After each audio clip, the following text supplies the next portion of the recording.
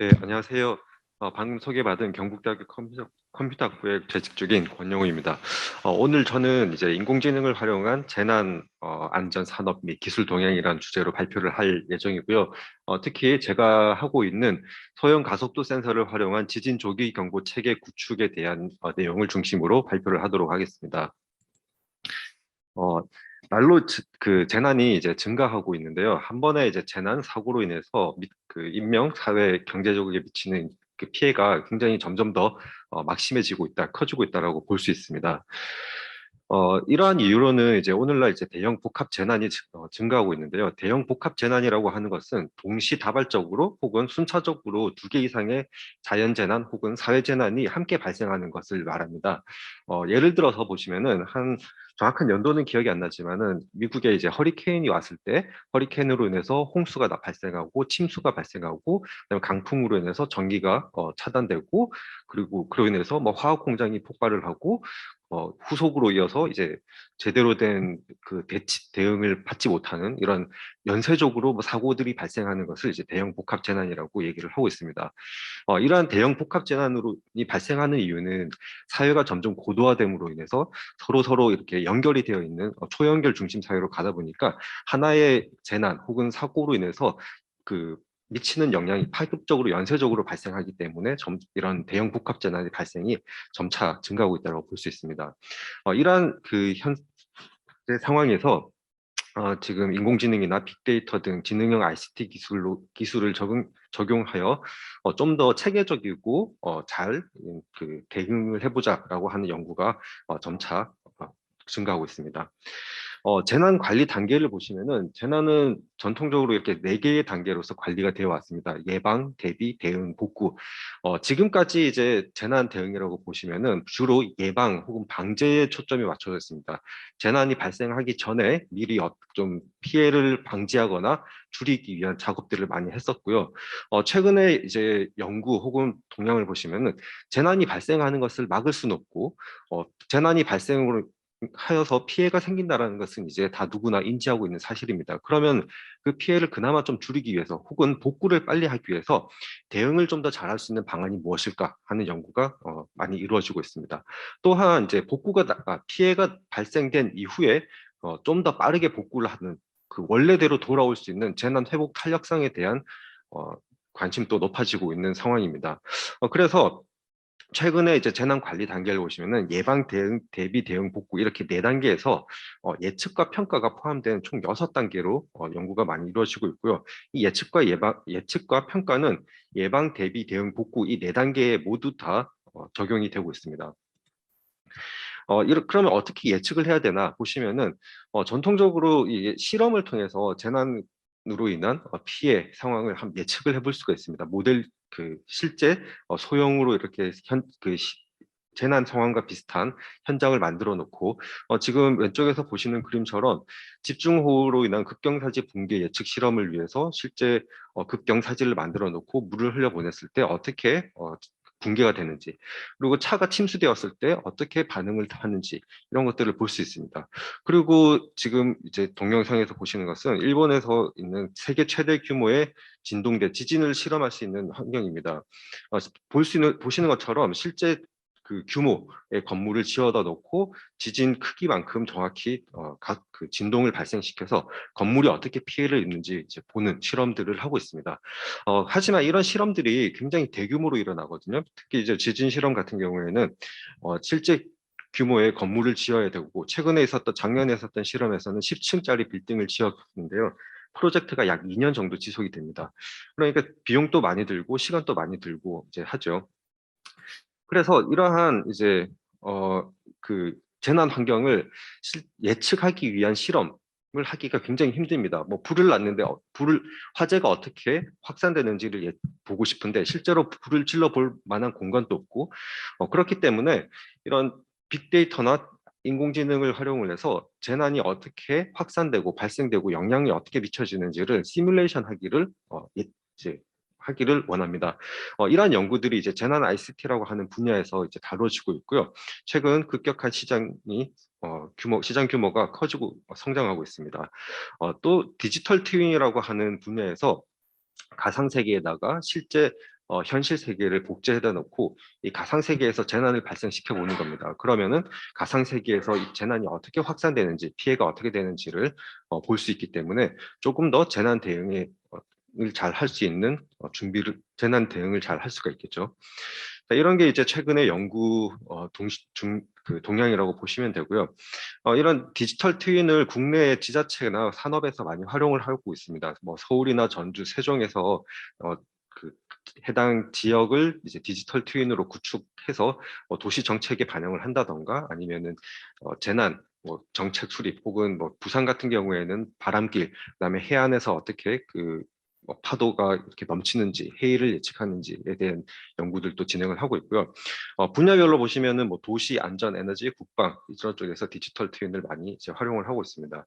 최근에 제가 있는 이제 대구시에서도 디지털 트윈을 통해서 재난통합 관리 체계 구축을 위한 어, 협의체가 이제 구성이 되어서 그 재난 디지털 트윈 구축 사업을 진행을 하고 있습니다.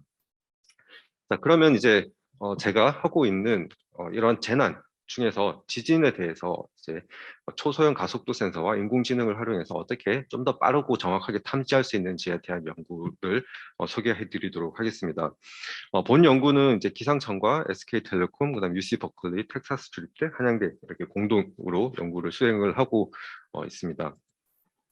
연구의 배경으로 보시면은 이제 2016년, 2017년 두 차례 이제 포항 경주에서 상대적으로 큰 규모의 지진이 있었고 잘 모르시겠지만 작년에 12월 달에도 상당히 큰 규모, 약 규모 4.9의 지진이 제주도에서 있었습니다.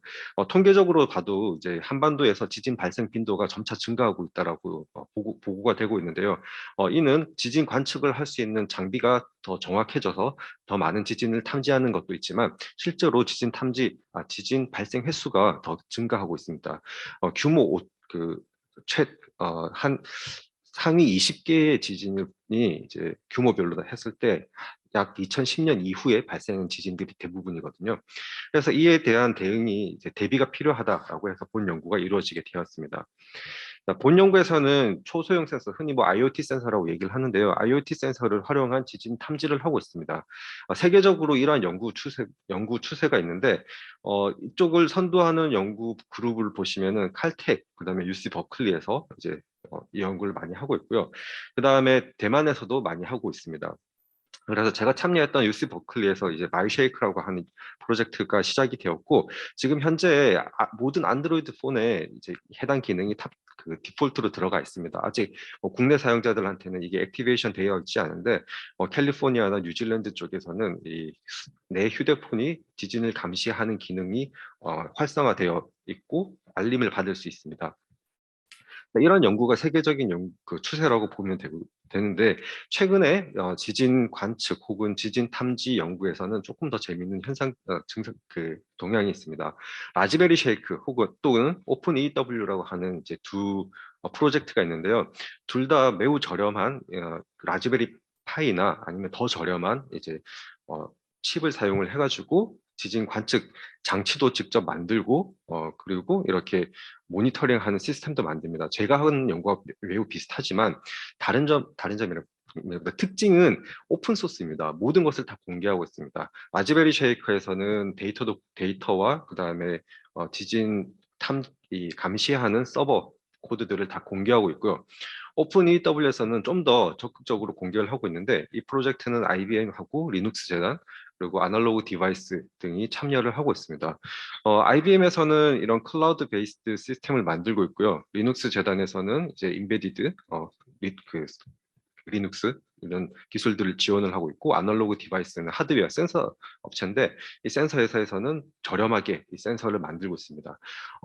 라즈베리 쉐이크와는 다르게 모든 자료, 데이터, 하드웨어, 그 도면 그리고 이 서버 코드 이런 것들을 다 이제 공유를 하고 있고 누구나 참여할 수 있게 깃허브를 통해서 프로젝트 멤버도 이제 모으고 있습니다. 자, 그래서 최근 연구 동향을 이제 요약을 해보면은 최근 연구는 이렇게 글로벌하게 지진 관측망을 구축을 하려는 시도가 많이 있습니다.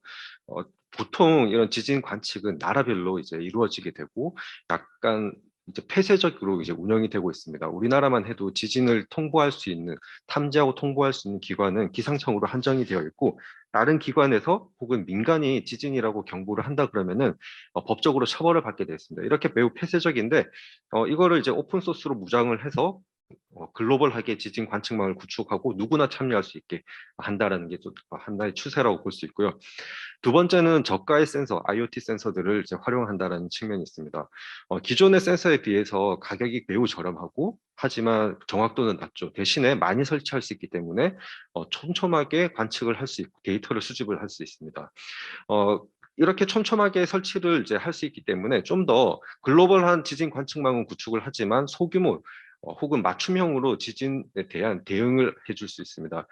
지금 우리나라만 해도 지진이 발생하게 되면은 단순히 어디에서 지진 규모 몇 점 몇의 지진이 발생했습니다라는 문자 메시지만 딱 받게 되거든요.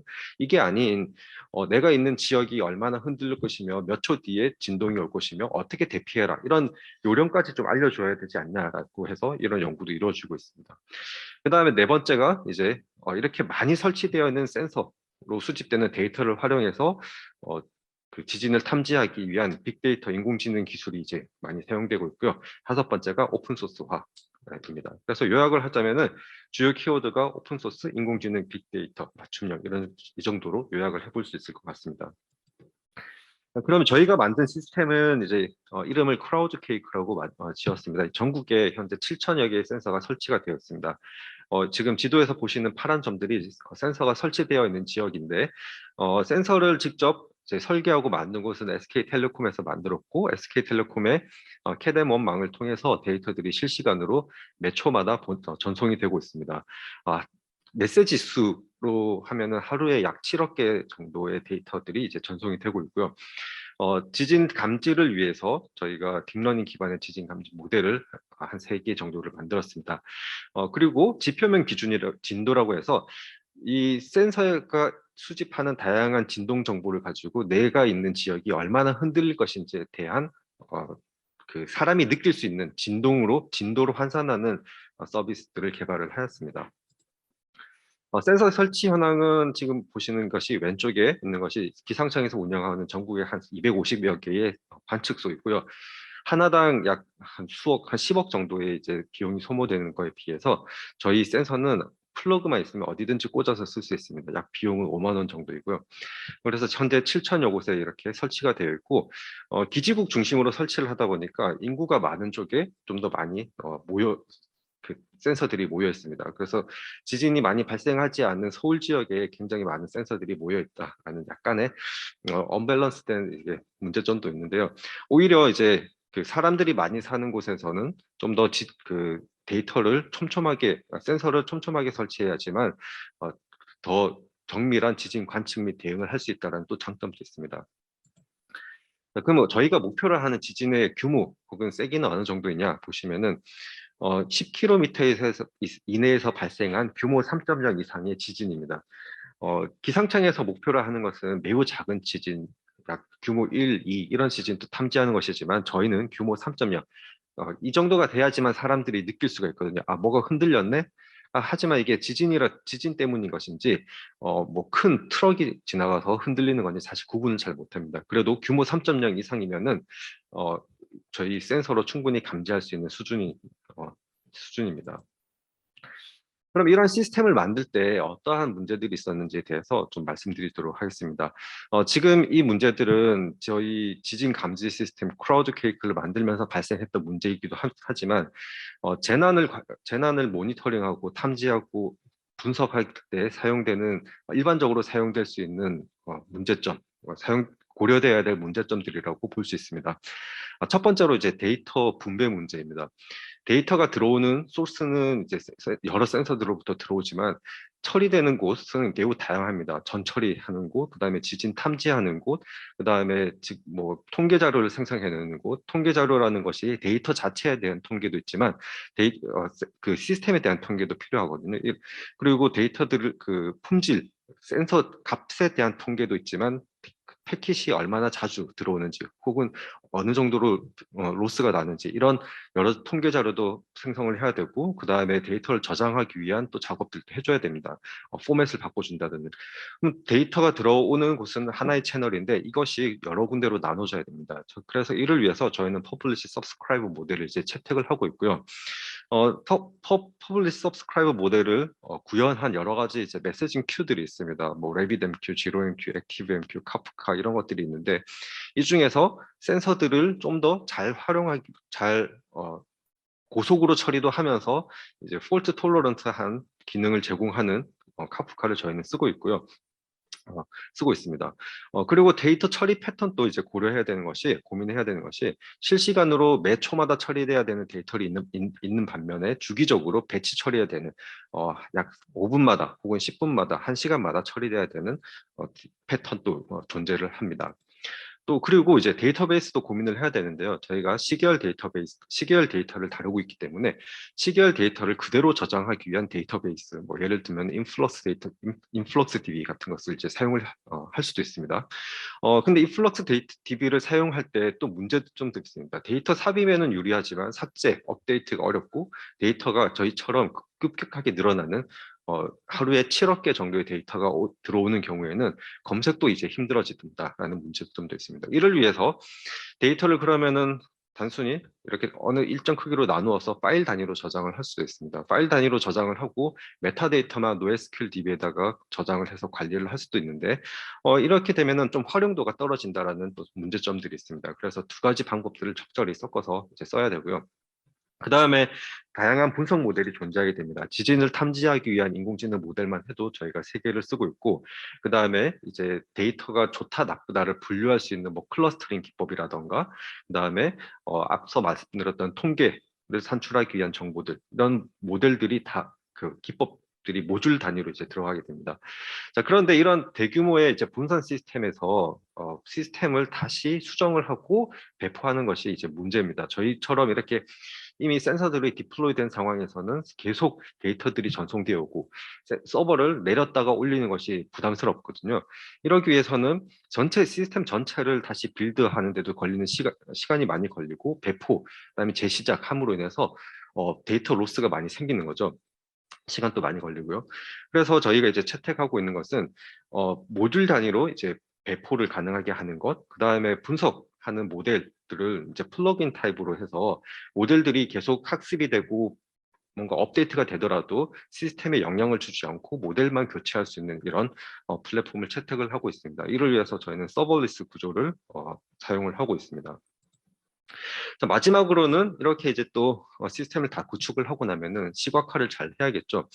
시각화를 하기 위해서 저희는 시각화를 위한 데이터만을 저장하는 또 DB가 필요합니다. 그래서 뭐 프로메테우스나 일레스틱 서치 두 가지 데이터베이스를 쓰고 있고요. 그다음에 또 시각화 도구들마다 약간 특색이 있어가지고 일단은 지금 다 쓰고 있습니다. 그라파나라고 하는 것과 키바나 이 두 개를 써서 이 데이터들을 정제를 해서 보여주고 있습니다. 자, 이런 여러 그 고려 사항들을 이제 반영해서 이와 같은 시스템을 이제 저희가 설계를 해서 실제 작년 부터 가동을 하고 있습니다. 시스템에 대한 자세한 설명은 시간 관계상 넘어가도록 하겠습니다. 자, 그러면 이렇게 다 센서들로 오는 데이터를 봤더니 데이터가 어떤지 보면은 지금 이건 실제로 2011년 12월 14일에 제주에서 발생한 지진입니다. 저희가 이제 가속도 센서의 값을 이렇게 색깔로 표시를 했는데요. 노란색은 그냥 평상시 상태이고 빨간색은 어느 일정 크기 이상의 진동이 발생한 경우입니다. 그래서 단순히 빨간색, 그러니까 즉 스레시홀드 값을 넘어가는 것을 빨간색으로 표시를 하면은 제주도에서 지진이 발생했을 때 그 시점에는 이렇게 지진이 딱 보이는데 그 외의 지역들 지금 보시면 강원도 지역도 빨간색이 매우 많이 보이고 있거든요. 자, 이거는 지진이 아님에도 불구하고 주변의 영향으로 인해서 이렇게 뭔가 이벤트라고 탐지가 되는 것입니다. 조금 더 이제 보기 쉽게 이렇게 그 스레시홀드 값을 넘는 값들만 이렇게 표시를 하였는데 지금 이 선 하나하나가 그 가속도 센서라고 보시면 되고요. 세로축이 시간입니다. 0초부터 지금 50초 50초, 75초까지 있습니다.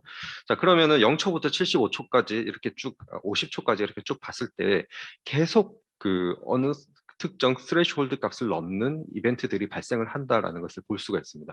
이거는 이제 저희 센서가 어디든지 설치를 할 수 있다 보니까 사람들이 지나가면서 툭 치고 가는 이벤트도 있고, 그 다음에 건물에서 뭐 발생하는 약간 뭐 벽에 못을 박는다든지 아니면 공사를 한다든지 이런 이벤트들이 지진으로 이제 판정이 되는 것이죠. 그래서 이런 이벤트들을 걸러내기 위한 작업들이 필요합니다. 이를 위해서 저희는 인공지능 기법을 사용하고 있는 것이고요.